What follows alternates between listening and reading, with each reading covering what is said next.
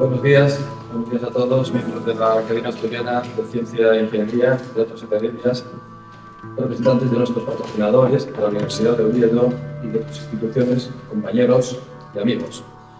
La Academia Asturiana de Ciencia e Ingeniería va a celebrar la sesión pública solemne de apertura del curso académico 2025-2026.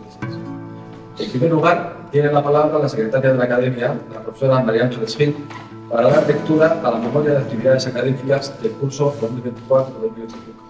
Ángeles, cuando quieras. Como en los 3 años previos, cumplidos ya casi 4 cursos completos, desde la publicación en Europa a finales de 2021 del decreto por el que se creaba la Academia Asturiana de Ciencia e Ingeniería, AACI, y se aprobaban sus estatutos, hacemos un breve resumen del balance del cuarto curso académico 2024-2025. Reuniones de los miembros del AACI. También como los cursos anteriores, los miembros del AACI se han reunido en varias ocasiones. Por un lado, en los actos y actividades que se han celebrado a lo largo del curso, y por otro, y expresamente, en 3 reuniones del Pleno, 3 reuniones de la Junta de Gobierno, 38 reuniones de la Comisión Ejecutiva, prácticamente a una por semana, o sea, lo que hay entre medias es casi vacaciones de algún tipo. Y luego algunas reuniones de las secciones de conjunto simplificado, especialmente cuando hay algún tipo de premio o reconocimiento que hacer. Actividades de la AACI en el curso 2024-2025. El cuarto número de la revista de la Academia, RAACI, correspondiente al año 2024, incluyó, como en los números precedentes, 4 trabajos, 2 realizados por miembros de la Academia y otros 2 por investigadores sobresalientes de la comunidad asturiana. Los trabajos publicados fueron los siguientes. Se necesita agua limpia, tratamientos, escrito por el profesor emérito de Ingeniería Química de la Universidad de Oviedo y presidente de la Academia Asturiana de Ciencia e Ingeniería, Mario Díaz. La inteligencia artificial con cuidado, una mirada reflexiva a su potencial y desafíos, cuyo autor fue el académico de la AACI y catedrático de Ciencia de la Computación e Inteligencia Artificial de la Universidad de Oviedo, Antonio Bahamonde. De la mejora genética clásica a la mejora genética de precisión en plantas, desarrollado por Juan José Ferreira, investigador del área de cultivos hortofrutícolas y forestales del Servicio Regional de Investigación y Desarrollo Agroalimentario, SERIDA. Y, por último, el envejecimiento, realizado por el catedrático de Bioquímica y Biología Molecular de la Universidad de Oviedo y miembro del Instituto del IUOPA y del Instituto de Investigación Sanitaria del Principado de Asturias, José Mari Pérez Freire. En relación con estos trabajos de índole y contenido mayoritariamente divulgativos, se llevaron a cabo, como en años anteriores, charlas de difusión dentro del ciclo Comunica AACI 2005, impartidas en tardes del mes de mayo en localidades de diferentes concejos asturianos. En ocasiones, y cuando resultó viable, tuvo lugar una exposición en algún centro cultural y otra en algún centro de enseñanza con el objeto de llegar más fácilmente a los más jóvenes. La charla sobre el primero de los artículos se presentó por Mario Díaz el 8 de mayo por la mañana en el Instituto de Enseñanza Secundaria y por la tarde en el Centro de Innovación y Desarrollo Alto Nalón Cidán de Pola de la Viana. La charla sobre la inteligencia artificial fue impartida el 15 de mayo por Antonio Bahamonde en el concejo de Piloña, por la mañana en el Instituto de Enseñanza Secundaria de Infiesto y por la tarde en la Casa de Cultura de la misma localidad. El 22 de mayo, Juan José Ferreira se ocupó de la presentación de la charla correspondiente a su artículo sobre la genética clásica y la genética de precisión en plantas en el Espacio Cultural Liceo de Navia. Y, por último, el 29 de mayo y en el Salón de Actos de la Casa de Cultura de Tineo, José Mari Pérez Freire se ocupó de exponer la charla correspondiente a su artículo sobre el envejecimiento. Cada una de las charlas, organizada y gestionada por la AACI, ha contado con la colaboración de los ayuntamientos correspondientes y la asistencia de algunos de sus dirigentes. A todos ellos agradecemos su apoyo incondicional. Todas las charlas fueron grabadas y se encuentran recogidas en el canal YouTube de AACI, que se puede ver en el enlace aaci.es/comunica-AACI. En este momento estamos muy próximos a que aparezca publicado, ya tenemos incluso las pruebas de imprenta, el 5º número de la revista, el del año 2025. En esta ocasión, todos los artículos tienen como autores a científicos de reconocido prestigio que son o han sido hasta hace poco investigadores de la Universidad de Oviedo. O sea, en este caso se ha dado esa casualidad de que todos sean de la Universidad de Oviedo. A lo largo de este curso, se han ido también consolidando las actividades que se incorporaron en cursos anteriores, a saber, Participación de la ACI en la Semana de la Ciencia 2024 con un acto realizado el 14 de noviembre de 2024 en el edificio histórico de la Universidad de Oviedo. En dicho acto y en reconocimiento a una contribución científica anual de excelencia investigadora, se invitó a Pedro Moral Quirós, investigador contratado Ramón y Cajal de la Universidad de Oviedo desde 2023 y que obtuvo en su convocatoria la primera posición en biomedicina. Impartió la conferencia Hematopoiesis clonal, la huella del tiempo en la sangre. Como en años precedentes, se realizó la presentación del número 4 de la revista RACI con la exposición por cada uno de los autores contribuyentes de un resumen de su trabajo.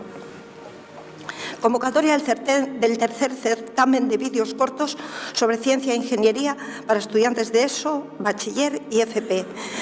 Los vídeos de no más de 3 minutos de duración debían referirse al contenido de alguno de los trabajos publicados en el número 3 de la revista RACI.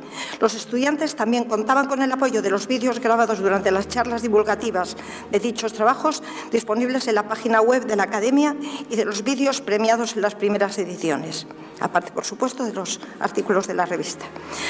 La comisión de valoración seleccionó a los ganadores de dichos premios y su entrega tuvo lugar en un acto celebrado en el aula magna del edificio histórico de este edificio, el día 10 de abril de 2025.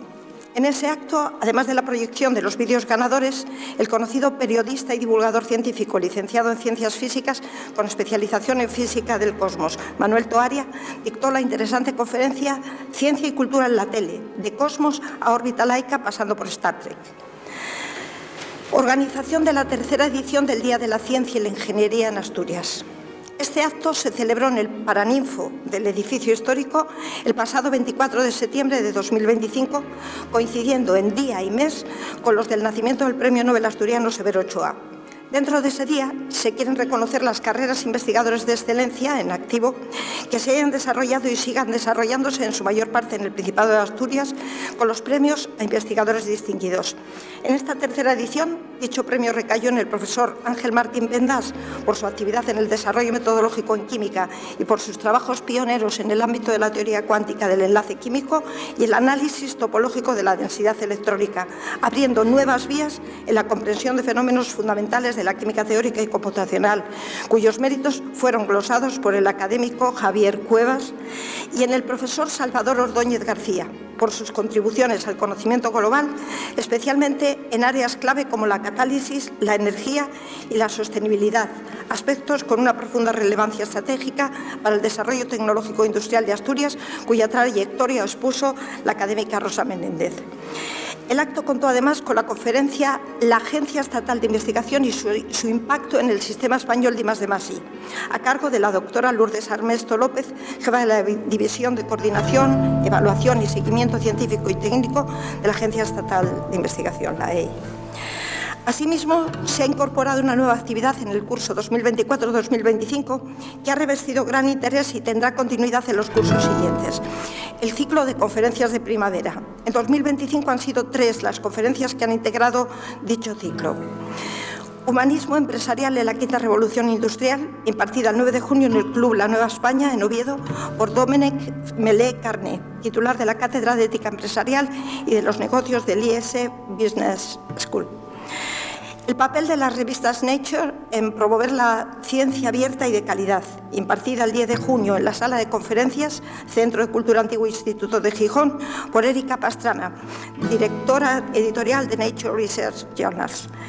La importancia de la bioética en la investigación biomédica, impartida el 16 de junio en el Club La Nueva España en Oviedo por Lluís Montoliu, vicedirector del Centro Nacional de Biotecnología, que coincide con el del profesor Mariano, y miembro del panel de ética del Consejo Europeo de Investigación. Actos principales de la ACI en el curso 2024-2025. En resumen, los actos principales que la Academia ha celebrado en este curso han sido el de la inauguración del curso, celebrado el 18 de octubre de 2024 en este mismo escenario, y en el que se presentó un breve balance de las actividades desarrolladas en el curso por ACI. El profesor Carlos Navarro Pintado, catedrático de Ingeniería Mecánica de la Universidad de Sevilla, expuso la lección inaugural Importancia de la fatiga en la fabricación aditiva en metal digitales que había preparado su mentor Jaime Domínguez Abascal, también catedrático de Ingeniería Mecánica de la Universidad de Sevilla y presidente de la Real Academia de Ingeniería, quien por circunstancias sobrevenidas en el último momento tuvo que delegar en su colaborador. Y el de tomas de posesión como académicas de número, perdón que se me van, con la medalla número 6 de Consuelo Martínez López, con el discurso Paseo por el álgebra de las estructuras algebraicas a las aplicaciones en criptografía, que tuvo lugar el 17 de enero de 2025, también en este Paraninfo, y el discurso recibió la contestación de la académica numeraria Rosa Menéndez López. Con la medalla número 12, María Rosario Rodicio, con el discurso del extraordinario impacto de procariotas y virus sobre la Tierra y sus habitantes, que tuvo lugar el 25 de abril de 2025, también en este edificio, en este recinto, en este escenario. El discurso de ingreso recibió la contestación del presidente de la ACI, Mario Díaz Fernández. Y con la medalla número 7, María Ángeles Gil, con el discurso Análisis estadístico de datos FASI, rigor científico y utilidad práctica, que tuvo lugar el 4 de julio de 2025, también en este escenario, y el discurso de ingresos recibió la contestación de la académica numeraria Consuelo Martínez López. Actividades de la ACI en el curso 2024-2025. En el apartado de noticias de la web de la Academia, aaci.es/noticias, se recogen otras actuaciones de interés como las intervenciones de miembros de ACI en distintos foros a través de entrevistas, conferencias, mesas redondas, artículos en periódicos, pregones, etc. Y nombramientos, entre ellos el recientemente realizado por el Consejo de Gobierno del Principado como hija adoptiva de Asturias 2026 a Consuelo Martínez López. Patrocinio de la ACI para 2025. En 2025, la Consejería de Ciencia, Innovación y Universidad del Principado prorrogó, como había acordado en 2022, la concesión a la Academia Asturiana de Ciencia e Ingeniería de la subvención anual de 6.000 euros para los gastos derivados de sus actuaciones de promoción del desarrollo de la ciencia y la ingeniería en Asturias. A este patrocinio económico se unieron en 2023 tres importantes empresas asturianas con fuerte carácter multinacional y científico, la láctea Renyi Picot, la del sector de las tecnologías de la información y comunicaciones SATEC y la del sector química del Nalón, y en 2024 se unió a ellas Capsa Food, que aglutina un grupo de empresas de gran relevancia dentro del sector lácteo. Con estos apoyos, que merecen nuestro más profundo agradecimiento, se han podido emprender todas las nuevas actividades descritas anteriormente y realizar su gestión. Esto es todo. Muchas gracias.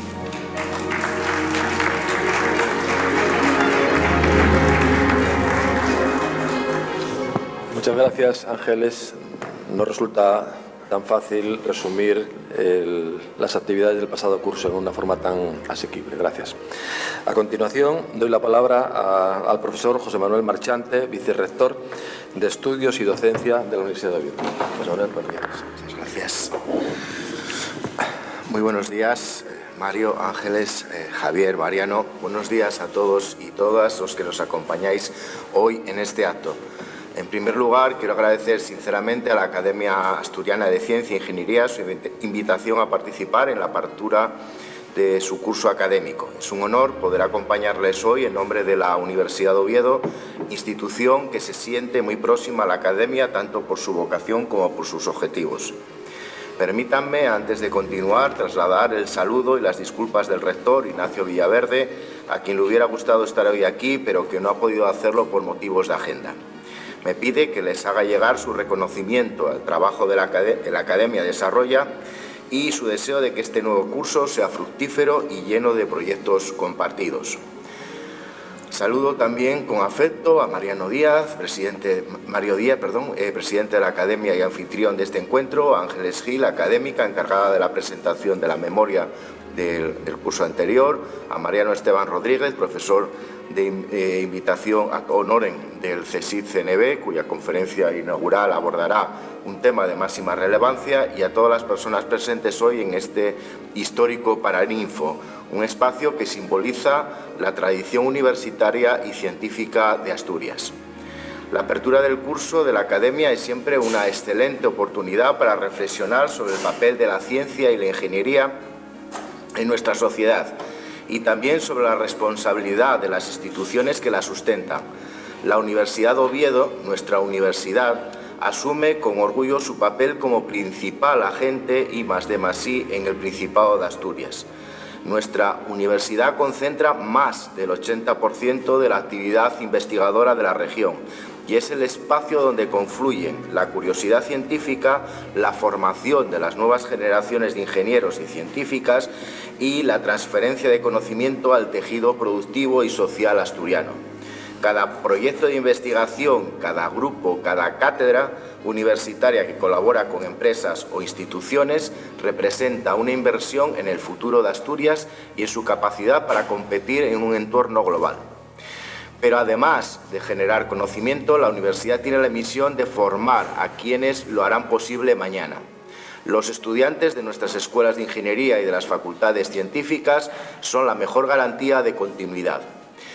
En ellos y ellas depositamos la esperanza de un relevo preparado, creativo y comprometido. Por eso es tan importante que el sistema educativo y el sistema científico mantengan una relación fluida, sólida y duradera. La Academia Asturiana de Ciencia e Ingeniería desempeña en este sentido un papel insustituible, el de puente entre el saber académico, la experiencia profesional y la visión estratégica del territorio. La universidad y la academia compartimos la convicción de que el desarrollo de Asturias pasa necesariamente por la ciencia, la tecnología y la innovación. Y también compartimos la responsabilidad de hacer comprensible este mensaje a la sociedad, de trasladar el valor del conocimiento como motor de progreso colectivo. En los últimos años, la Universidad de Oviedo ha reforzado su compromiso con la excelencia investigadora y la innovación. Programas como las cátedras de empresa, los grupos de investigación interdisciplinares o los proyectos vinculados a los fondos europeos Next Generation. Nos ha permitido dar un salto cualitativo en transferencia y colaboración. Del mismo modo, iniciativas como los centros mixtos con el CSIC o las alianzas con los clústeres industriales y tecnológicos de Asturias están contribuyendo a consolidar un ecosistema de conocimiento que no solo genera resultados científicos, sino también oportunidades de desarrollo económico y social. No podemos olvidar, además, que la ciencia y la ingeniería tienen una dimensión profundamente humana. La pandemia del COVID-19 nos lo recordó con toda su crudeza. La investigación salva vidas. Por eso resulta especialmente acertado el tema elegido para la conferencia inaugural de este acto. El profesor Mariano Esteban Rodríguez, a quien tanto debemos por su trayectoria y su contribución a la investigación en vacunas, nos hablará de cómo prepararnos frente a las epidemias y el papel crucial de la ciencia para afrontar los grandes desafíos globales.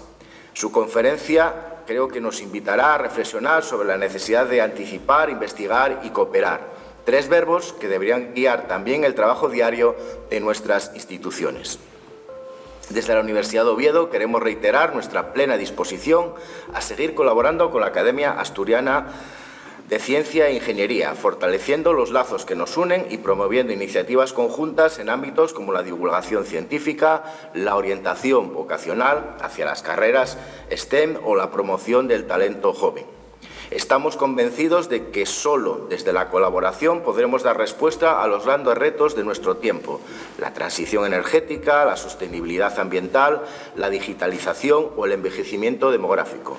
Todos ellos exigen pensamiento crítico, conocimiento riguroso y capacidad tecnológica, es decir, exigen ciencia e ingeniería. Queridas y queridos amigos, la apertura de un nuevo curso académico es siempre un momento de ilusión, también lo es de responsabilidad compartida. Asturias cuenta con una tradición científica notable, con profesionales de gran prestigio y con una universidad que es motor de progreso y cohesión social.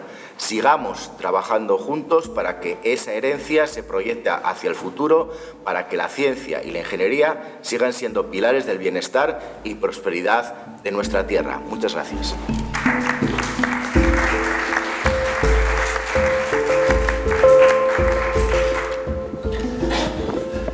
Muchas gracias, José Manuel, por esas palabras, por el apoyo que da la universidad a la academia y por las posibilidades e interés de colaboración de nuestra universidad y las posibilidades que podamos ir explorando de apoyo para lograr los fines que has dicho, de conseguir el crecimiento de la ciencia, la ingeniería y, en fin, el desarrollo social de nuestra región. Gracias.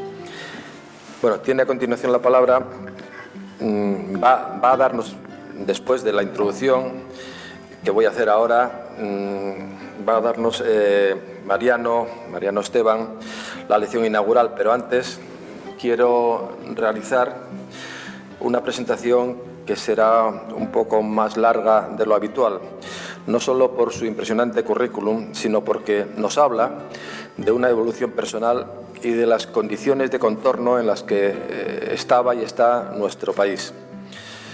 Nos habla también de trabajar fuera y venir aquí, y quizás ahora podríamos también pensar en los programas de atracción de talento y en las posibilidades de los que ahora se dispone, por ejemplo, el programa Atrae y otros que tenemos ahora mismo disponibles.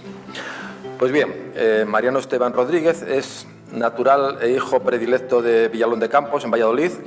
Se licenció en farmacia en 1967 y en ciencias biológicas en 1972. Obteniendo el título de doctor en 1970 en la especialidad de microbiología por la Universidad de Santiago de Compostela. Después trabajó 22 años en el extranjero. Entre 1970 y 1974 hizo un postdoc en el Centro Nacional de Investigaciones Médicas de Londres. Entre el 74 y el 77 fue instructor en el Departamento de Microbiología de la Facultad de Medicina de la Universidad Rutgers en New Jersey.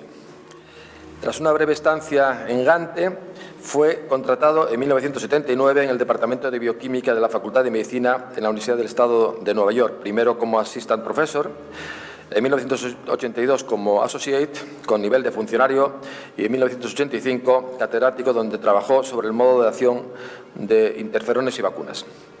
Volviendo a España, en 1987 fue nombrado profesor de investigación del CSIC. En 1992 pasa a dirigir el nuevo Centro Nacional de Biotecnología, el CNB, del CSIC durante 11 años, donde reclutó excelentes líderes científicos y el centro adquirió credibilidad internacional como lugar de excelencia en investigación biotecnológica en las áreas de ciencias de la salud humana y animal, agricultura y medio ambiente. Los temas de trabajo son diversos, pero se puede decir que se han centrado en el conocimiento de la biología molecular de agentes patógenos como los virus, así como del modo de acción de los interferones para, de esta forma, desarrollar procedimientos que permitan el control de enfermedades infecciosas. Sus descubrimientos sobre la biología del virus vacunal, que fue utilizado como vacuna para erradicar la viruela, le ha servido para generar nuevas vacunas basadas en vectores poxvirales contra enfermedades prevalentes como SIDA, hepatitis C, chikungunya, ébola, zika, malaria y leishmania. Habiendo sido pionero en el campo de las vacunas al desarrollar procedimientos de inmunización combinada heteróloga de vectores que incrementan la respuesta inmune celular y confieren protección frente a distintos patógenos. Es fundador y miembro de la Fundación Europea contra el SIDA y desde 1999 miembro del Comité Científico Asesor de la OMS para la viruela. Algunos datos cuantitativos. Las contribuciones científicas representan 416 trabajos publicados en revistas internacionales de impacto, 13 patentes, 35 tesis doctorales.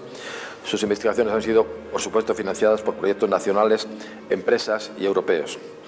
Ha obtenido un buen número de distinciones científicas que simplificaré: Farmacéutico del Año, Premio Iberdrola, Premio de la Sociedad Española de Virología, Premio de la Real Academia Nacional de Farmacia, Premio Castilla y León de Investigación, Medalla al Mérito en la investigación del Ministerio de Ciencia e Innovación.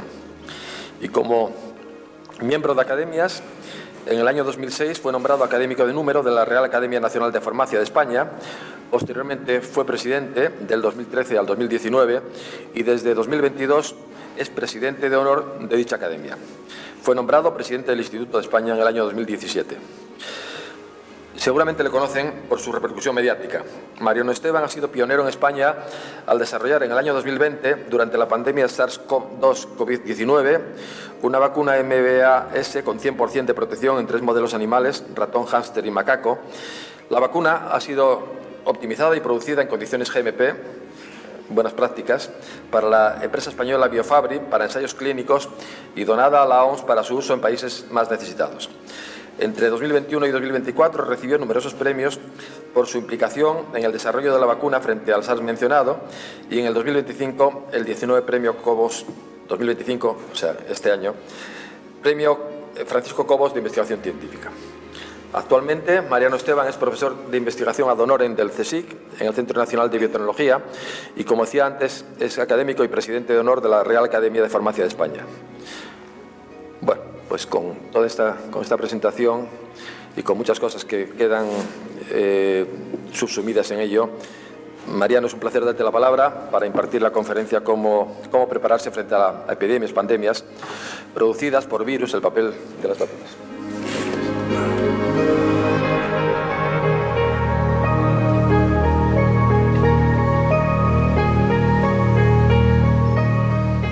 Buenos días, presidente, vicerrector de la Universidad de Oviedo, vicepresidente, secretaria, autoridades, señoras y señores, muy especialmente a la expresidenta del CSIC, Rosa Menéndez. Es un placer tenerla aquí, con la cual durante la pandemia colaboramos muy estrechamente, y el agradecimiento expreso por toda la ayuda que nos dio durante ese periodo de tiempo. ¿De qué les voy a hablar? Pues de los virus, de lo que vengo trabajando toda mi vida, como entidades que en algunos casos pueden producir patologías severas. Hay más de 800.000 virus. Muchos de ellos no conocemos aproximadamente 300. 30 fundamentalmente producen enfermedades humanas, muchos de ellos no conocemos en profundidad sus particularidades, y en esta conferencia he pensado que les puedo dar una visión más o menos en qué situación nos encontramos. Hemos vivido todos de aquí la pandemia, pero los virus nos vienen azotando desde hace muchos años. Si uno analiza la historia de las pandemias, ven ahí pues una pirámide en la cual pues, aparecen enfermedades desde la época romana, la peste antonina, que era precisamente producida por la viruela. La viruela ha sido de lo más característico a lo largo del tiempo, donde diezmaba poblaciones enteras, como pasó con la colonización española de las Américas, donde un esclavo llevó el virus y produjo, pues diezmó a la población de los nativos americanos, porque no tenían defensas. Y vemos en esa pirámide pues cómo las enfermedades han ido incrementando y las muertes con ellas. Solamente por mencionar algunos, pues la que conocemos todos, la famosa fiebre española del año 1918, que causó entre 50 y 100 millones de muertes, y mayoritariamente jóvenes. Es decir, luego tenemos pues todas las gripes, la gripe asiática, la gripe de Hong Kong, etc. Y virus que han ido apareciendo, como recientemente hemos tenido el caso con SARS-CoV-2, pero tenemos también ébola circulando en algunos países con mayor frecuencia, y hemos estado expuestos también aquí en España, con unas tasas de mortalidad muy altas.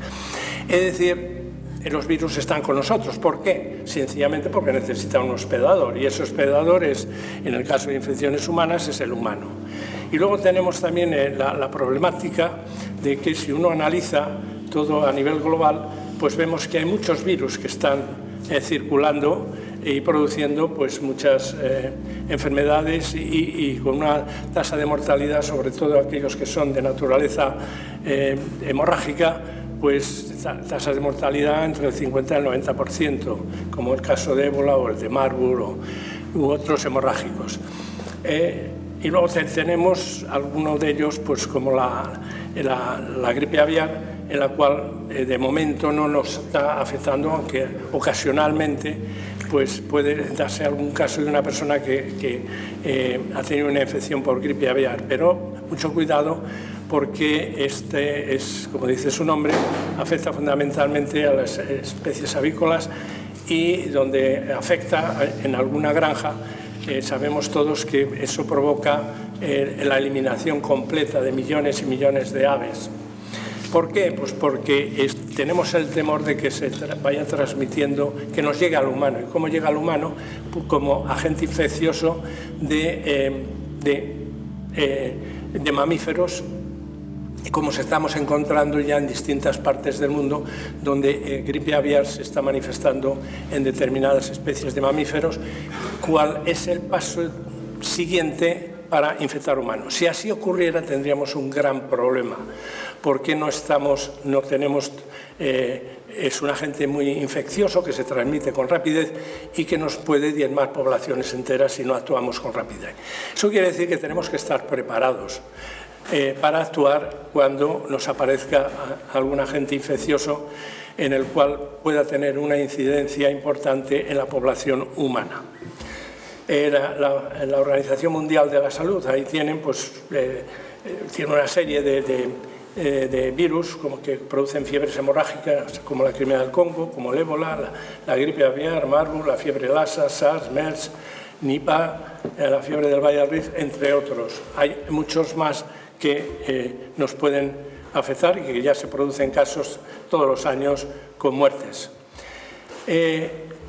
La transmisión fundamental, mayoritariamente, como el 70%, es una transmisión zoonótica de animales que lo transmiten al hombre. Entonces tenemos que actuar, buscar estar vigilantes en los reservorios para ir analizando saber qué virus existe. Los murciélagos, por ejemplo, transmiten montones de virus, es decir, es un hospedador que lleva muchos virus y que nos pueden afectar, como lo estamos viendo. Es decir, que la preparación y el seguimiento de virus en animales es fundamental para así actuar con rapidez en el caso de que aparezca en la población y el tratar de usar medidas preventivas.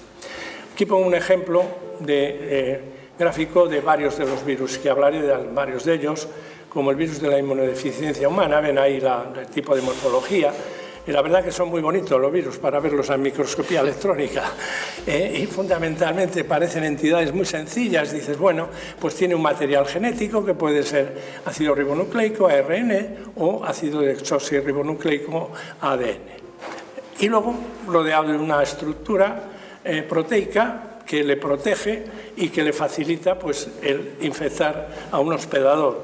¿Por qué? Pues porque tiene afinidad por determinados receptores y eso conlleva a que una vez que toca la membrana de la célula penetra en el interior y ahí es cuando se desenmascara, empieza a ir liberando su material genético. El material genético tiene toda la maquinaria para producir nueva progenie y luego utiliza todos los componentes de la célula a nivel energético, ribosomas, para actuar como maquinaria de síntesis de proteínas, y luego tiene sus propias instrucciones para producir ensamblaje, producir miles de partículas en el interior de una célula y liberarse.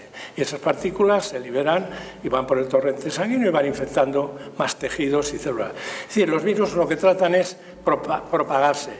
Y no quieren matar a la célula, pero lo que ocurre es que cuando entran en contacto con un nuevo hospedador, van a la brava, porque todavía el sistema inmune no está preparado y el virus trata de producir el mayor número de partículas. Cuando consigue un equilibrio, se establece lo que llamamos una infección crónica, es decir, el virus replica, pero no con esa intensidad.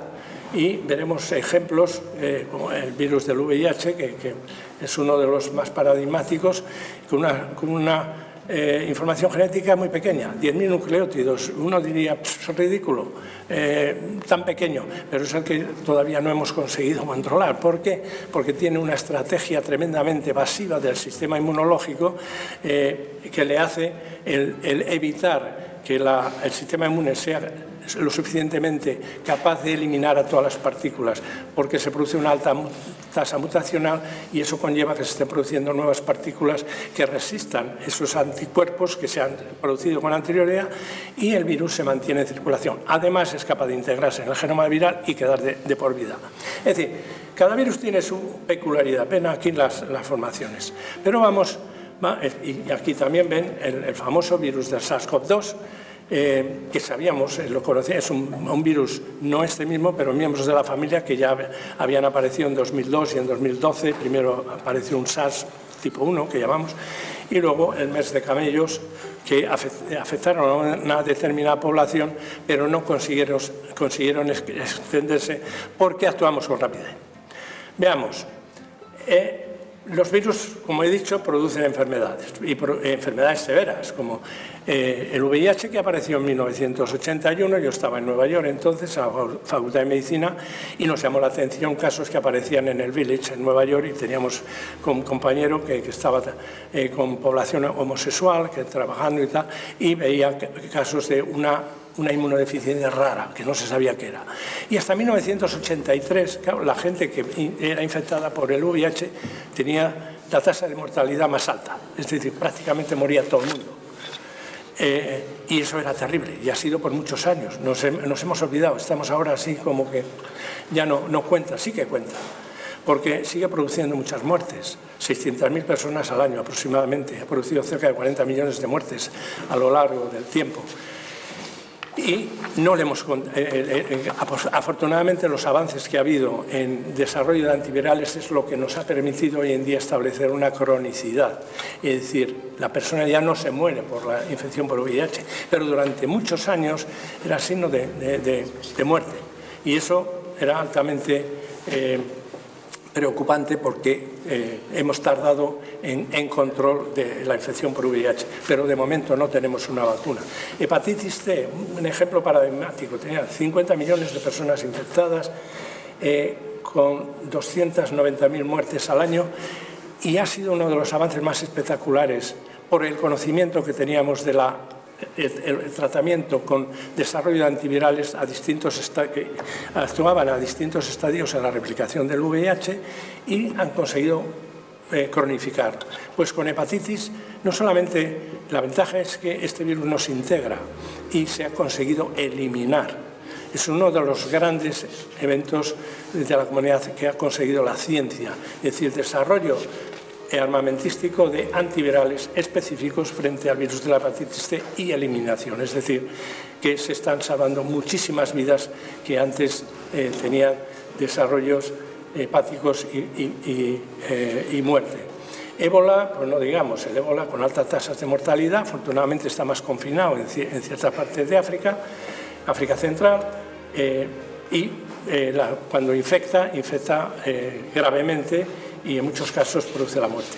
El dengue está muy extendido por todo el mundo, y con 390 millones de infecciones por año, y la tasa de mortalidad es mucho más baja, pero es uno de los virus que nos afecta todos los años. Y luego hay otras enfermedades que hablaré, chikungunya, Zika, en los cuales venimos trabajando, y lógicamente el SARS-CoV-2, que actualmente han muerto más de 7 millones de personas, esto lo hemos vivido todos, y por encima de los 700 millones de personas infectadas, y sigue infectando, y sigue evolucionando, y sigue cambiando. Por eso se recomienda la vacunación para las personas con algunos problemas. Pues se recomienda, sobre todo a las personas mayores, la vacunación con la variante de cada año, de los cuales hablaré. Pero, ¿qué estrategias tenemos para luchar contra los virus? Pues aquí pongo 3 básicas. Una, métodos rápidos de detección, eso es fundamental. Y eso tuvimos la suerte de, en el caso, voy a hablar un poco del SARS-CoV-2, porque es un ejemplo paradigmático de cómo actuamos durante ese periodo de tiempo. Se desarrollaron métodos de diagnóstico rápido, es necesario para saber exactamente qué agente infeccioso tenemos, y eso es la preparación y el seguimiento de los agentes que nos pueden infectar, y tenemos que tener un sistema robusto de seguimiento. Y como hemos dicho, los animales actúan mucho de reservorio. Luego, eso es fundamental, y se desarrollaron en tiempo y forma métodos rápidos para decir que era infección por SARS-CoV-2.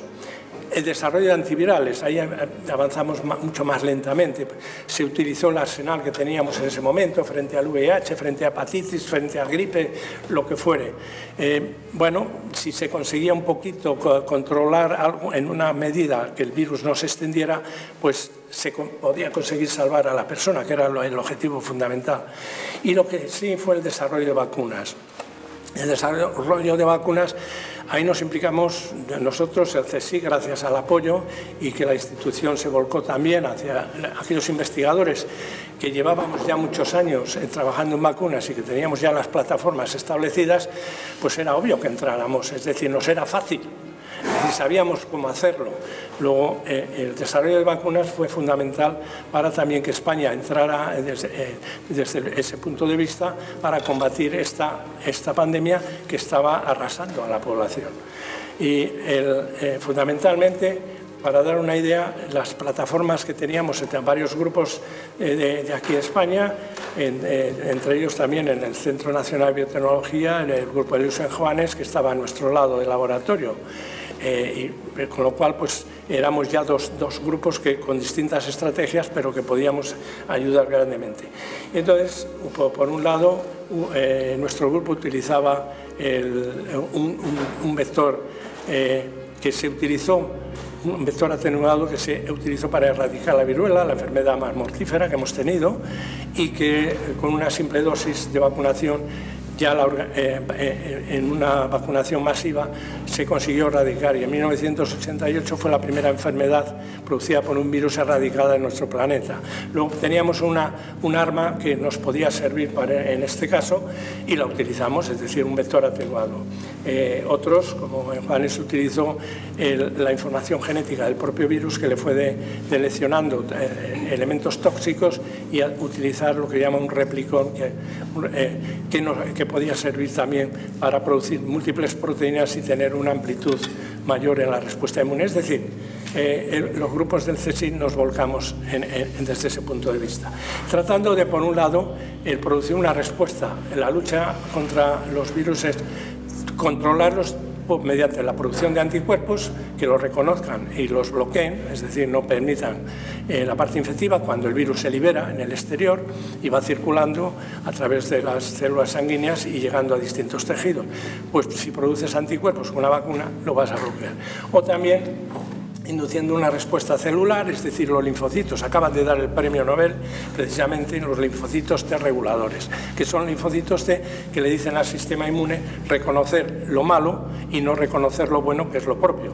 Y luego eso ha sido también fundamental para saber qué tipo de linfocitos podemos activar. En el caso de vacuna hay dos poblaciones fundamentales, uno que llamamos linfocitos CD4 y otros que le llamamos TCD8. Los CD4 son los que luego van a dar lugar a las células B que van a producir anticuerpos que van a reconocer a los virus y a la célula infectada con virus, y las células TCD8 son aquellas que llamamos células que van a reconocer una célula infectada porque reconocen ciertos marcadores en superficie y la van a destruir.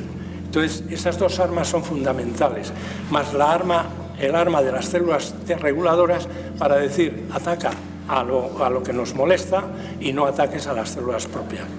Luego, con esas premisas, bueno, esto es el seguimiento a nivel global para ver cómo esta infección por el SARS-CoV-2 afectó a toda la población mundial, en todos los continentes, pero a una velocidad de vértigo. Y luego sabíamos ya aproximadamente la secuencia del genoma, la publicaron los chinos a principios del año 2020, y eso nos hizo que actuáramos con rapidez, se sintetizara lo que es la secuencia correspondiente que nos interesaba como vacuna, que es la proteína S, dentro de la secuencia del genoma del virus, y eso te daba ya un sistema que te permitía utilizar el gen correspondiente para esa proteína, meterla en un vector. En este caso, este es el vector el vector de poxvirus, el vector vacunal, que se utilizó como vacuna para erradicar la viruela, pero de una forma que ya lo habíamos conseguido inactivar otra serie de genes en su genoma y hacerle un virus no infectivo para las células, es decir, que sirviera para incorporar la información genética, el gen correspondiente a la proteína S del SARS, entre su genoma, y hacer que este virus penetrara en la célula, expresara este gen correspondiente y activara la respuesta inmune y que nos diera una inmunidad duradera. Eso lo conseguimos incorporando dentro de un esquema la parte superior es como la secuencia completa del genoma del virus, es un ADN, y le metimos por ingeniería genética la secuencia correspondiente al gen de la proteína S, que es la proteína de la espícula del SARS coronavirus. ¿Qué hacía eso? Pues que ahora este vector le vas a inocular por vía intramuscular en un animal, y vamos a seguir qué es lo que hace. Se va a expresar la proteína S, va a hacer que el sistema inmune se active y va a producir anticuerpos neutralizantes y además activación de los linfocitos T citotóxicos y eventualmente destruir una célula. Aquí simplemente en ratones se ve como la expresión es con un gen de luciferasa para ver cuánto tiempo se expresa esa proteína, y vemos que en los ratones podemos tener una expresión continuada, que no queremos, pero sí una expresión limitada dentro de las 48 primeras horas, no queremos más. Eso es suficiente para activar en el organismo el sistema inmunológico, que es la mejor arma que tenemos para luchar contra los agentes infecciosos, no solamente contra infecciosos, sino contra cualquier elemento que sea disruptivo para el organismo. Puede ser un cáncer o distintos tipos de cáncer, que ya se está abordando, enfermedades neurodegenerativas que también estamos utilizando para ver aproximaciones de cómo lo podemos atacar, pero es indudablemente la mejor arma que tenemos a disposición para luchar contra todo aquello que nos moleste, que le sirva, le actúe como elemento disruptor de la actividad fisiológica normal de los seres vivos.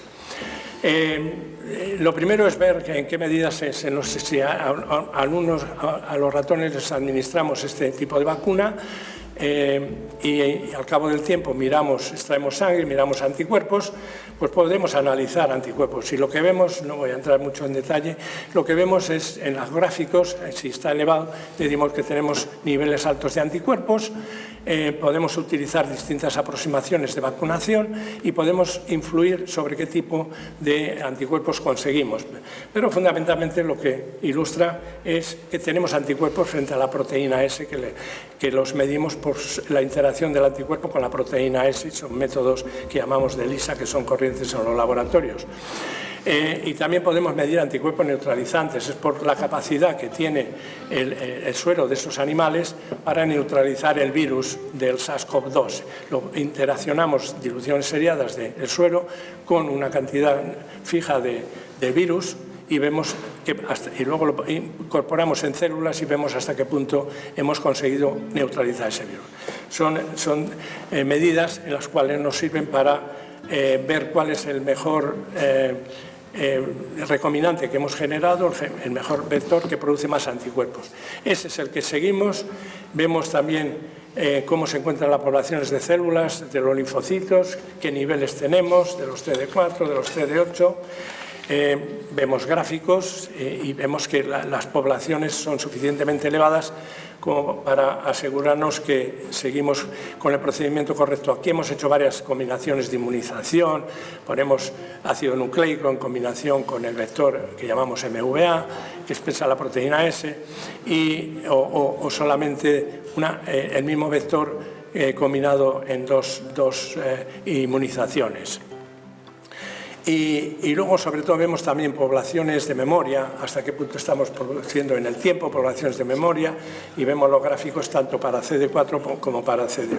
Es decir, que tenemos muy buena respuesta. Esto nos sirvió rápidamente y ahí el CSIC, la verdad, nos ayudó enormemente para que en el CISA, el Centro de Investigación en Sanidad Animal, pudiéramos llevar a cabo aquellos experimentos. Ven en qué medida, cuando la gente en los hospitales estábamos, la verdad, en una situación terrible porque no había equipos para protegerse frente al virus, sí que lo disponíamos frente a animales. Ven aquí Juan García Riaza del laboratorio que estaba también haciendo los experimentos en estas condiciones y con la técnico y ver hasta qué punto conseguíamos protección en estos animales. Efectivamente, si uno hacía la gráfica y medía la pérdida de peso de los animales, veíamos que estaban vacunados y luego infectados con el virus, veíamos que los animales no vacunados en negro, teníamos una caída y morían esos animales.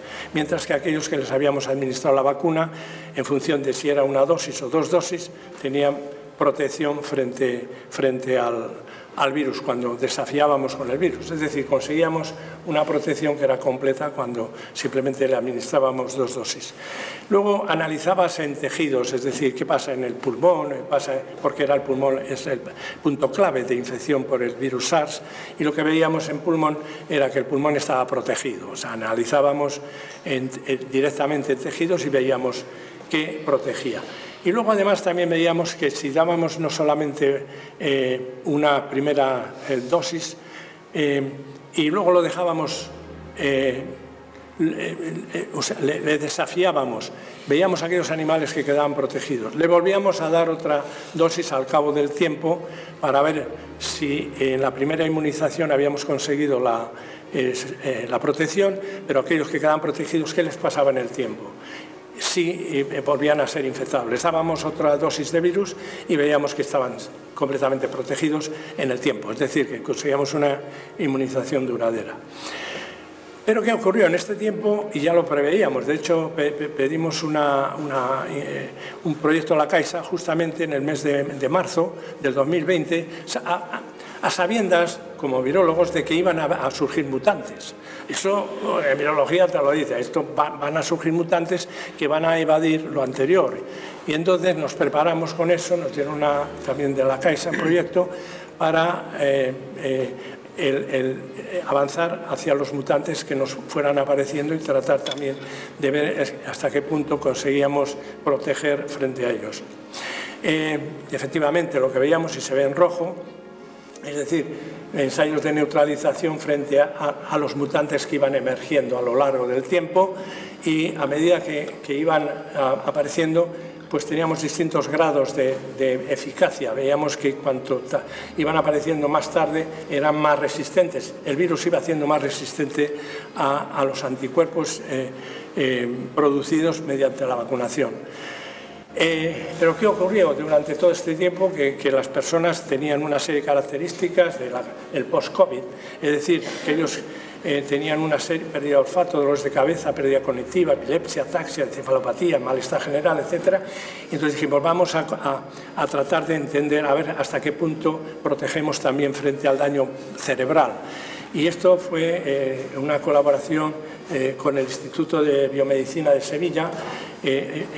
La verdad fue admirable la colaboración que se estableció entre los grupos de investigación nacionales, o sea, fue extraordinaria, es decir, intercambiamos material reactivo. Nosotros recibimos la primera síntesis de la proteína S y se la transferimos a los demás investigadores, porque no tenían nada en ese momento.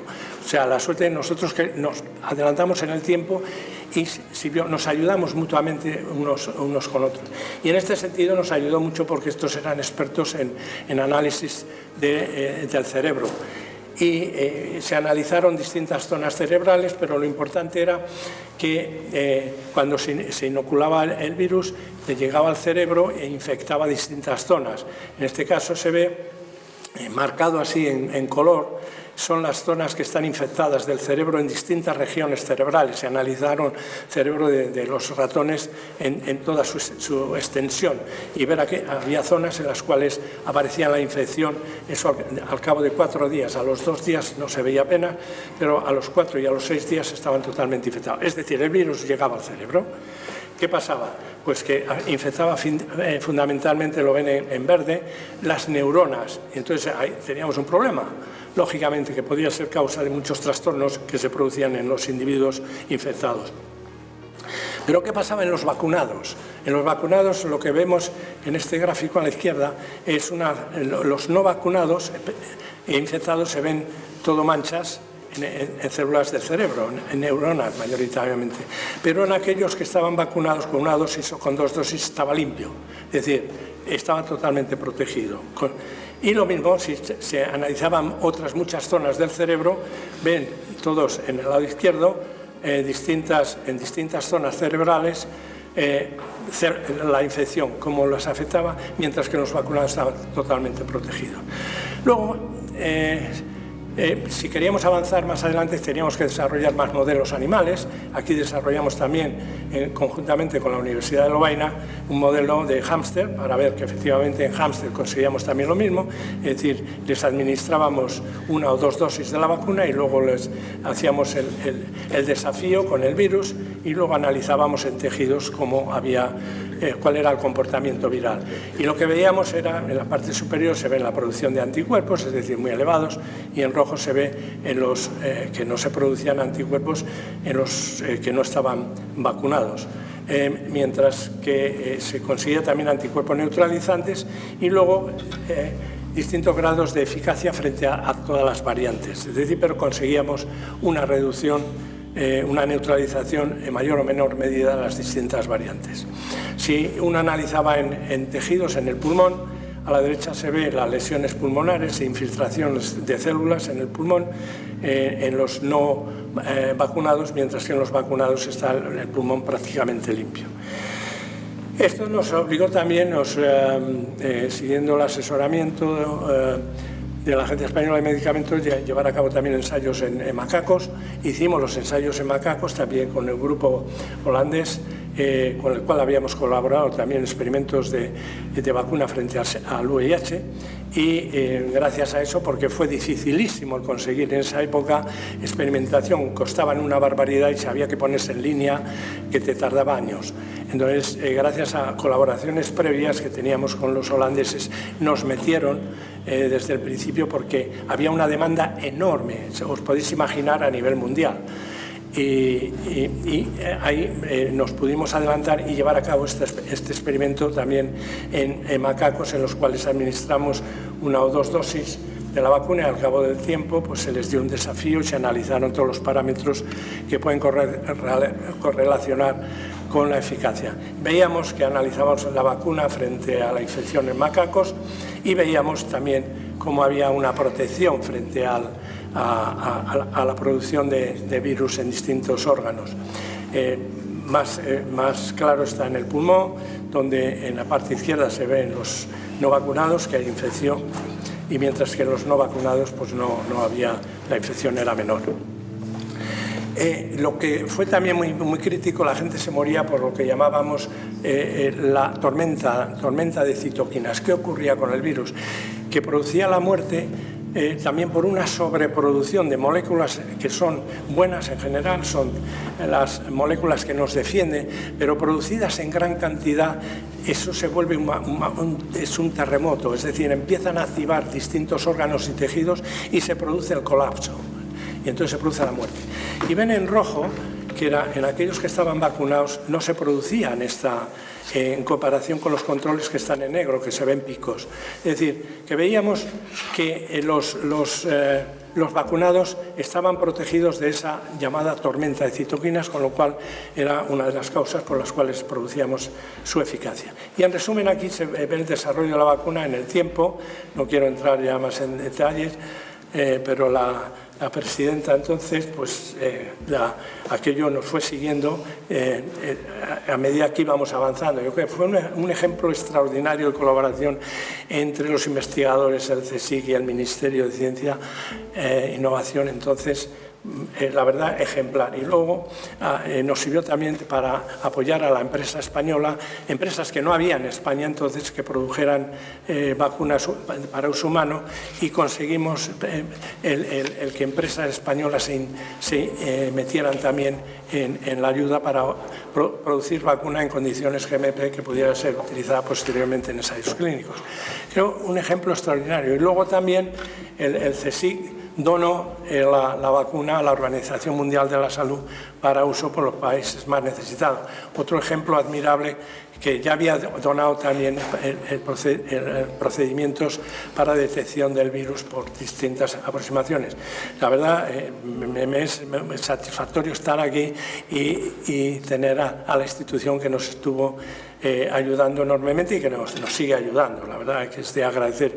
Yo estoy muy orgulloso de servir a la institución durante muchos años, y aquí seguimos y seguiremos pues, con mucha vocación y entusiasmo. Durante ese tiempo se produjeron vacunas, lógicamente, había otros grupos, y las vacunas de Pfizer y Moderna, basadas en mRNA, que fue revolucionario, y son las que luego predominaron. Pero no obstante, yo creo que el reflejo de la preparación que se hizo en España para estar también en la primera línea de la investigación y el desarrollar vacunas que se pudieran utilizar y de los cuales estamos preparados para actuar, pues había establecido ese tejido tremendamente importante.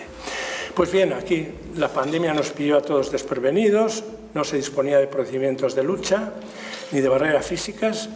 Ante la rapidez de la infección, la población se optó por confinamiento. En poco tiempo los científicos desarrollamos candidatos vacunales y las empresas comercializaron nuevas vacunas. La sociedad, eso es importante, dio ejemplo de colaboración frente a las distintas acciones sanitarias. Aprendimos la lección de nunca más baja la guardia. Eso espero, porque tendemos a olvidarnos con rapidez. Pero tenemos una serie de retos. Los retos, ¿conseguiremos erradicar el SARS? Lo dudo. Consecuencias del COVID persistente lo estamos viendo, que hay muchas personas, casi un 10% de las personas que tuvieron COVID han desarrollado algún problema post-COVID. Y eso es algo que se está tratando también de combatir. ¿Podemos incrementar la duración protectora, la respuesta inmune a más largo tiempo? Eso estamos trabajando. ¿Conseguiremos desarrollar vacunas contra toda la variante? Lo estamos haciendo. De hecho, cada vez hay una vacuna que se desarrolla frente a la variante, que generalmente no es la última, es la penúltima o antepenúltima, pero es mejor que la primitiva. ¿Podemos mejorar la vacunación mediante la combinación de distintas vacunas? Eso es lo que desarrollamos ya hace mucho tiempo, de que la combinación de distintas vacunas es un remedio que es superior a la vacunación homóloga. ¿Y se conseguirá una vacuna universal esterilizante? Pues también es lo que estamos trabajando. De hecho, en este proyecto europeo, que estaba ahora, hemos tenido una reunión hace poco, sobre el desarrollo de vacunas con varios países miembros de la Unión Europea. Tenemos un proyecto europeo dirigido en esa dirección. Pues bien, de aquí a lo largo, mientras teníamos este problema, aparece otro. ¿Y qué aparece? Pues la viruela del mono, ¡pumba! Inmediatamente nos aparece, decimos, horror, que nos llega la viruela humana. No, afortunadamente son lesiones exactamente igual, si las ven, con las lesiones que te aparecen, las máculas y pápulas que van apareciendo, como ven aquí en un niño, pero con viruela humana. Esta es la viruela humana, en comparación con la viruela del mono, que ahora le llamamos mpox. Y son prácticamente indistinguibles. Y si comparamos el virus causal, vemos que son exactamente iguales en morfología. Es decir, tenemos otro problema, que si esto se sigue extendiendo, como ven aquí, una secuencia. La primera aparición fue en un zoológico de Dinamarca, en el cual se aisló un virus de un mono. Y poco a poco se hizo un seguimiento y se vio que estaba prevalente en determinadas zonas en la República Democrática del Congo, en África Central. Pero aparecieron en 2022 los primeros casos que nos aparecen aquí en España, de casos de personas infectadas. Y esto fue incrementándose el número. Y luego en el 2024 nos vuelve a aparecer otra vez, y hay dos clados, de virus, uno que es el que llamamos el 1, y dentro del 1 hay el 1A y el 1B, y dentro del 2, que es más atenuado, el 2A y el 2B. Y entonces tenemos aquí un problema de que el virus se está extendiendo. Y está apareciendo recientemente, en Madrid ha aparecido un caso de una persona de 49 años con una infección que es autóctona, y eso ya es un problema, ya no es que venga de fuera, es dentro. Luego tenemos ya los primeros casos. Si apareciera solamente un caso por infección por viruela humana, se organizaría la hecatombe a nivel mundial. Sería tremendo, tremendo. Pues nosotros trabajamos también con defensa a nivel europeo. Acabamos de tener esta semana, el martes y miércoles, una reunión en el Centro de Energía Atómica de París sobre un proyecto que tenemos de desarrollo de lucha contra la viruela del mono, el mpox, para tratar de evitar que se produzcan variantes que puedan infectar a la población de forma semejante a como ocurrió con la viruela humana. Pero yo soy miembro de la Organización Mundial de la OMS, para luchar contra viruela si ocurriera. Y tenemos reuniones todos los años para ver las estrategias que tenemos y cómo la vamos mejorando año tras año para si apareciese, bien por terrorismo, que puede ocurrir porque ya somos capaces de sintetizar el virus en el laboratorio, y que los malos puedan conseguir también más tecnología, eso sería terrible. Por lo cual tenemos que estar siempre adelantados para actuar con rapidez. Bueno, pues esto es lo que nos está pasando con esto, con la viruela del mono, que tiene una patogénesis muy semejante, es decir, entra en el organismo, se infecta tejidos y luego se va extendiendo por todos los órganos y tejidos, es decir, y te puede producir la muerte por disfunción orgánica. Se han desarrollado, se estamos desarrollando, hay vacunas de primera generación, de segunda, de tercera, y nosotros estamos haciendo vacunas de cuarta generación.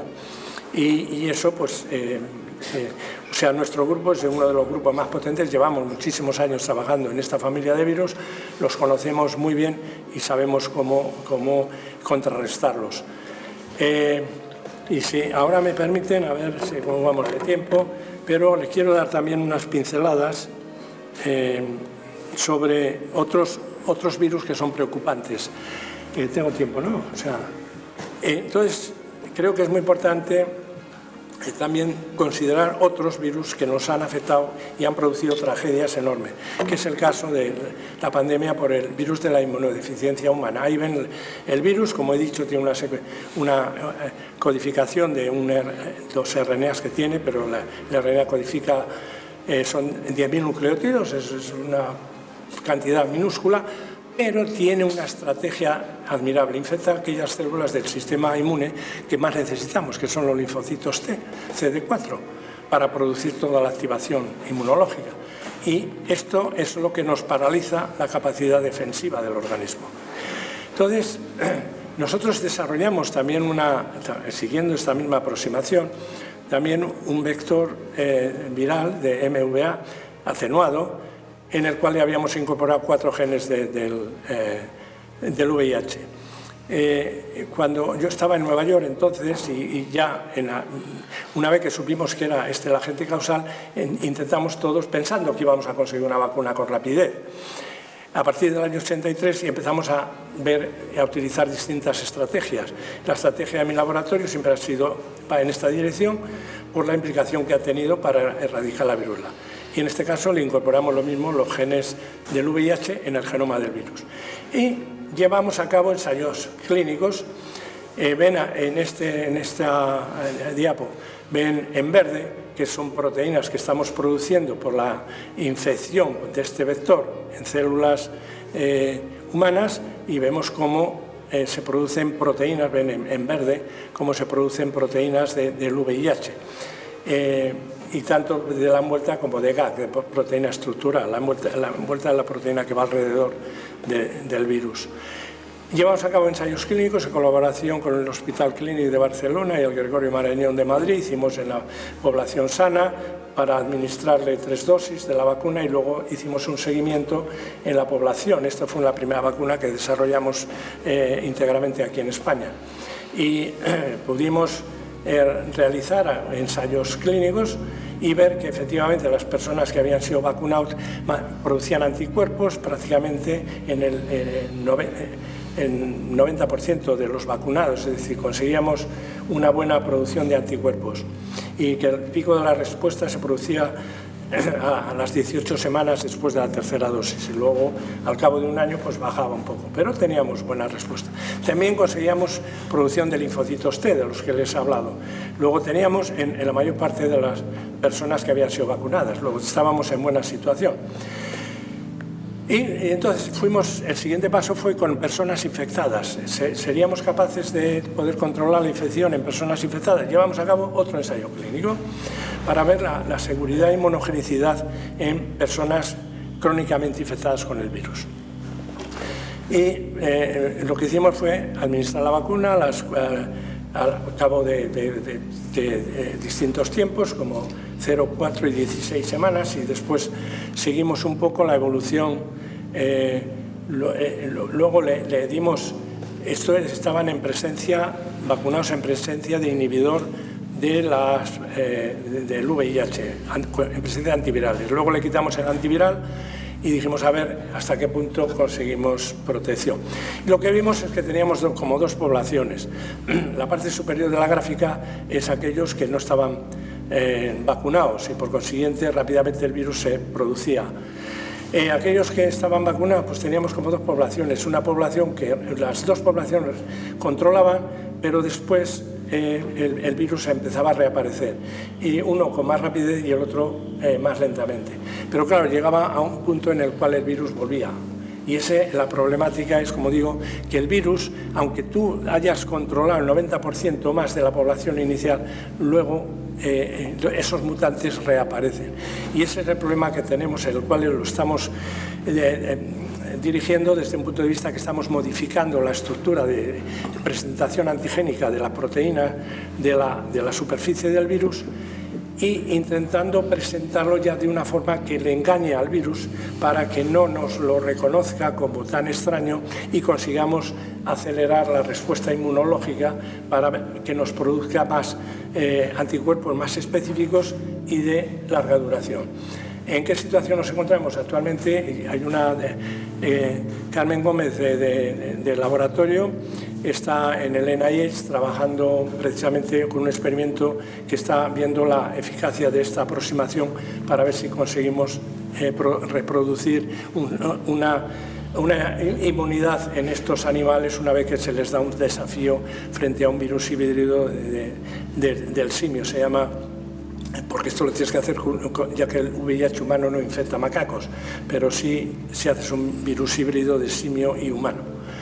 Bueno, y aquí ven también las partículas que producimos, que pensamos que pueden servir también son partículas que no contienen genomas, son simplemente que están produciendo este vector en la célula infectada, que se liberan y estas son las que van a activar una respuesta inmune. Es decir, seguimos trabajando después de muchos años, pero no nos damos por vencidos. Es decir, siempre hay que tener perseverancia, que es el lema de mi laboratorio. Y luego, a lo largo del tiempo, pues van apareciendo virus. Aquí tenemos el virus chikungunya. Afortunadamente, bueno, en España tenemos el agente que lo transmite, el Aedes albopictus, y no tenemos, de momento, enfermedad, aunque esta apareció en la isla de la Reunión y se extendió muy rápidamente por todos los continentes. Lo que produce es una artrosis tremenda, queda prácticamente eliminado de la capacidad para poder trabajar y en algunos casos produce también la muerte. Está ahora actualmente, pues se está extendiendo por todo Sudamérica, América Central, América del Norte, es decir, que ya tiene más de 1 millón de casos. Y este es un virus de la familia alfavirus, cada uno tiene unas características y tiene también un genoma de unos casi 12 kilodaltons, 12.000 nucleótidos. Hemos utilizado aquella parte del genoma del virus que consideramos importante para incorporarlo como vacuna y hemos hecho también otro vector que expresa todas las proteínas estructurales del virus y ver hasta qué punto este virus puede proteger una vez que lo incorporamos en modelo animal. Para resumir, si en un ratón le administramos esta vacuna en 1 o 2 dosis y medimos anticuerpos, vemos que se producen estos anticuerpos, que se producen anticuerpos neutralizantes y que protegen frente a la infección del virus. En la parte inferior, por un lado, vemos viremia en el control a niveles altos, mientras que en los vacunados están plató, es decir, están nada, no vemos ningún tipo de viremia. Si medimos la parte donde le incorporamos el virus, que es en la pata, en la parte baja de la pata, vemos que se produce una hinchazón en los no vacunados, mientras que en los vacunados no se produce nada. Y si además llevamos esto a macacos, es decir, hacemos lo mismo en macacos, vemos que los macacos que no han sido vacunados, vemos en la gráfica superior 4 animales que están produciendo viremia, mientras que en verde en la parte inferior aquellos vacunados no tienen viremia en absoluto. Luego estamos controlando perfectamente toda esta parte. Y si ahora para que vayan conociendo y se vayan familiarizando también con otros virus, tenemos el más mortífero, el ébola. Recuerden el caso español que una de las un misionero que vino, que le trajeron a España y una de las enfermeras se contagió por el virus, el misionero murió y la enfermera se consiguió salvar porque se actuó con rapidez y se le inocularon todo tipo de suero, fueron personas que habían sobrevivido a la infección y eventualmente sobrevivió. Pero hubo una alarma social tremenda. Por donde había los autobuses que había tomado esta persona fueron prácticamente eliminados de la circulación porque la gente no quería coger ese autobús pensando que se podían contagiar de ébola. Entonces hubo momentos difíciles y nosotros hemos hecho también un candidato vacunal que produce exactamente la misma partícula del virus pero sin material genético, y este es lo que nos sirve como agente, como un antígeno. Una vez que lo incorporamos en ratones, y lo que vemos, bueno, midiendo actividad, vemos que aquellos que han sido vacunados con el vector nuestro estaban protegidos en un 80%. Solamente, esto es un laboratorio de seguridad biológica nivel 4. Es decir, en España no tenemos todavía ningún laboratorio. Ahora GSK acaba de anunciar que en Tres Cantos inaugura un laboratorio BSL4, que puedes trabajar con este tipo de patógeno, es de máxima seguridad. Como si quieres trabajar con virus de la rabia, también tienes esta seguridad. Con el coronavirus trabajamos con un nivel de seguridad más bajo, el 3, pero BSL4 se van ya están haciendo esos laboratorios para que en España podamos también tener y actuar con rapidez, porque en Europa hay muy poco laboratorio con ese nivel. Pero bueno, esto lo hicimos en colaboración también con Alemania para medir también el grado de eficacia y vemos que efectivamente puedes proteger frente a ébola. Y el último, ya que voy a hablar, el Zika, otro de los virus que nos infecta y que produce los microencefalia. Y recuerden en los Juegos Olímpicos ya en Río, en el cual los españoles no querían ir allí también y los deportistas en general, porque se habían dado casos de Zika y había una gran preocupación de que se contagiaran. Y es lo que te pasa cuando ocurre un proceso infeccioso, la alarma poblacional es tremenda. Y desde ese punto de vista es esa preocupación lo que hace que la sociedad demande también el que actuemos y consigamos controlar. De hecho, y produce también una degradación de la mielina y eso provoca un gran problema en las personas infectadas. Estos son los niveles de extensión del virus a nivel global. Y luego pues lo que hemos producido también es estructuras que se asemejan al virus pero sin material genético, lo cual lo utilizamos para inmunizar a animales. Vemos que se producen anticuerpos y conseguimos también una eficacia de control de la infección. En fin, ¿cuáles son las conclusiones? Pues que la vacunación continúa siendo la mejor estrategia de control de agentes patógenos. No olvidemos esto, aunque hay detractores que desafortunadamente tenemos el ejemplo de Robert Kennedy en Estados Unidos, donde es una locura lo que está proponiendo, que las vacunas que prácticamente que no valen para nada, o sea, y están dejando de vacunar frente a sarampión y está ocurriendo casos de sarampión apareciendo continuamente. Es decir, es una tragedia, porque sabemos que la vacunación salva vidas y viene salvando millones y millones de vidas desde que se viene implementando. Que la vacunación con mRNA ha revolucionado el campo de las vacunas por su facilidad de producción, ¿no? Actualmente estamos comparando hasta qué punto la vacuna con mRNA, desde el punto de vista molecular, inmune, qué pasa, cómo se diferencian las vacunas de mRNA con las vacunas tradicionales o con la vacuna nuestra, y un análisis extensivo que tenemos un proyecto europeo en marcha. Las vacunas basadas en recombinantes virales atenuados son muy eficientes para inducir respuestas inmunes amplias y duraderas, y aunque no se está agotando la batería, aunque no se ha conseguido una vacuna eficaz contra el VIH, hemos aprendido mucho sobre el modo de acción de las vacunas estudiando dicha enfermedad. Y el desarrollo de vacuna frente a virus con potencial epidémico pandémico debe de continuar para estar preparados tan pronto como aparece un patógeno virulento que infecta a humanos. Y me parece que ya no me deja pasar, porque se me ha ido el...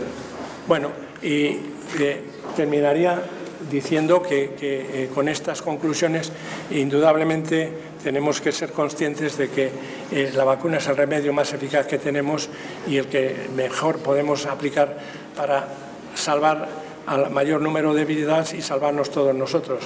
Y sin más, pues agradecer a todo el laboratorio, a todo el personal que viene trabajando conmigo de hace muchos años, especialmente a Juan García Reaza y Carmen Elena Gómez, que finalmente sacaron la plaza de científico titular del CSIC, y entonces eso me da más alegría para poder estar más relajado y siguiendo lo que vienen haciendo el grupo y siguiendo trabajando en pro de la ciencia, que es algo que me apasiona como científico y en el cual siento que mientras pueda colaborar, pueda aportar conocimiento y desarrollo intelectual y desarrollo científico, pues aquí estaremos. Y entonces, como digo, la máxima de mi laboratorio es la perseverancia. Sin más, muchísimas gracias por su atención.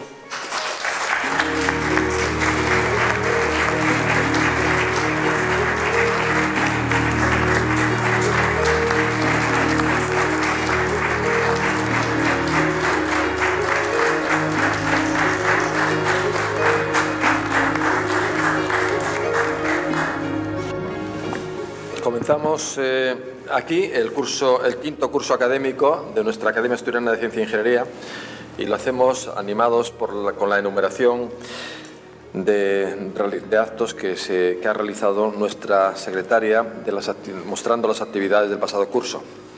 Gracias, Mariano, por esta magnífica conferencia. Se trata de un tema de actualidad que parece que va a quedarse como tal tema de actualidad mucho tiempo, y que nos puede mostrar cómo prepararnos para disponer de herramientas y afrontar los episodios que se pueden presentar. La sociedad ha visto la importancia de promover la investigación científica de una forma muy clara, así como de las estructuras tecnológicas, logísticas, etc. Y, por supuesto, de dar una información científica contrastada a la sociedad. Pienso que en este último periodo se ha aprendido mucho. Hace un mes recordaba aquí la noticia más importante para la promoción de la ciencia en nuestra región durante el pasado curso, la aprobación de la Ley de Ciencia en febrero de este año. Nos va a señalar las principales guías para el avance de la ciencia, la ingeniería y el avance de la sociedad en Asturias. Procuraremos durante este curso seguir los desarrollos que se vayan produciendo y contribuir, si es posible, con nuestros propios recursos a ello. Hay mucho trabajo por delante que iremos desgranando de forma individual. Por decir algo en este momento, solo un par de ellos. Podría señalar la importancia de la cooperación de los miembros del sistema y promover el establecimiento de consorcios, lo que implica al menos la inclusión de aspectos sociales y de difusión junto a las áreas más convencionales en los proyectos. Y, en segundo lugar, la promoción de la cultura científica que estamos queriendo desarrollar junto a otros organismos y que quizás puede contribuir a las ciudades que promueven la cultura europea. Procuraremos, pues, continuar en este nuevo curso contribuyendo a los fines de la ACI, al desarrollo de la ciencia, a una sociedad más formada en el valor de la misma y su impacto en la mejora de la vida de los ciudadanos, colaborando con otros actores. Como ejemplo, la Noche de los Investigadores de la Universidad de Oviedo, el pasado 26 de septiembre, ha sido una muestra de éxito y de acercamiento por los investigadores para enseñar a los jóvenes el interés de la ciencia. Dentro de un mes tenemos la Semana de la Ciencia, en la que colaboraremos en la presentación de nuestra revista junto a la entrega del Premio a la Contribución Científica el próximo 13 de noviembre. Finalmente, gracias a todos ustedes por su presencia. Como siempre, quiero mencionar el agradecimiento a nuestros patrocinadores, René Picot, Química del Nalón, SATEC, Central Lechera Asturiana y la Consejería de Ciencia, que apoyan así la promoción de la ciencia y la ingeniería en la región. Asimismo, al Rectorado de la Universidad de Oviedo por su apoyo y por la cesión de este magnífico marco para los actos de la Academia. Otra vez, gracias, Mariano. Y no sé si en este momento tenemos... Sí. Tienes la correa ahí.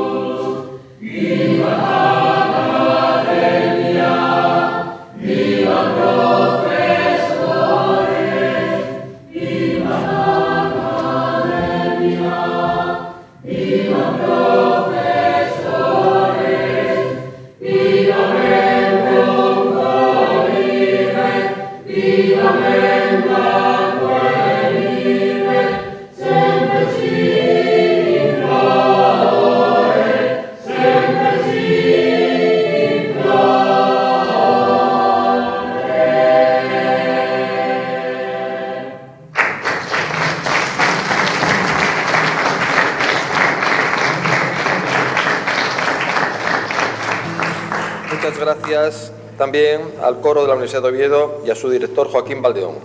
Es un lujo contar con su calidad y dedicación cada año al inicio del curso. Queda inaugurado el curso académico 2024-2025 de la Academia Asturiana de Ciencia e Ingeniería. Se levanta la sesión.